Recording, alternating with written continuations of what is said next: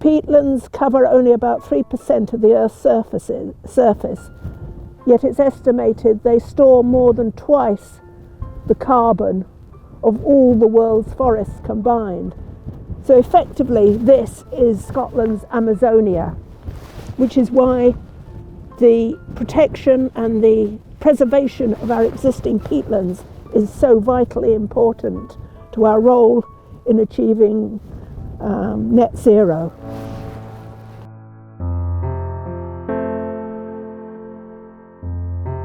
Bryophytes, like all living organisms, are facing three interrelated problems of climate change, environmental degradation, and loss of biodiversity.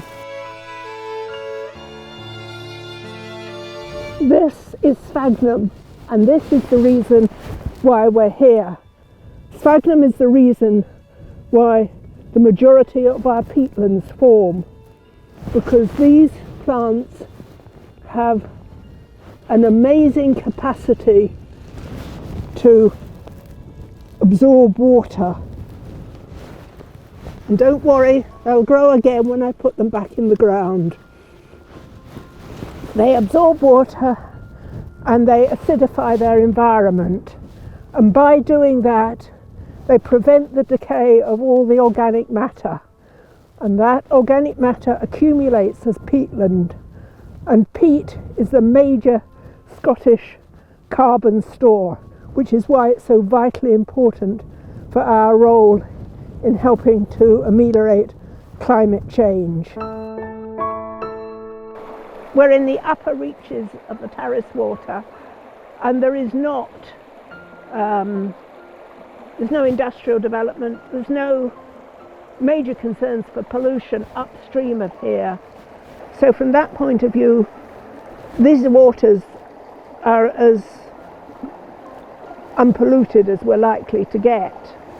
People tend to pay more notice to the fish and the birds, but if there's no healthy ecosystem for them, they won't continue to exist and thrive. And one of the foundation stones for that healthy ecosystem is this beautiful covering of moss, which you can see is all over this rock and all the other rocks in the river. So if you've got a healthy moss flora, a healthy liverwort flora, you have the foundation for a healthy ecosystem where other organisms can thrive as well.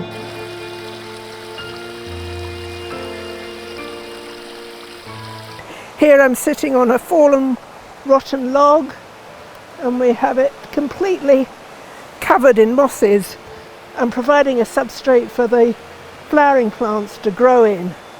Biomass of material, if it's well grown, will act as a filter, a sponge for rainwater.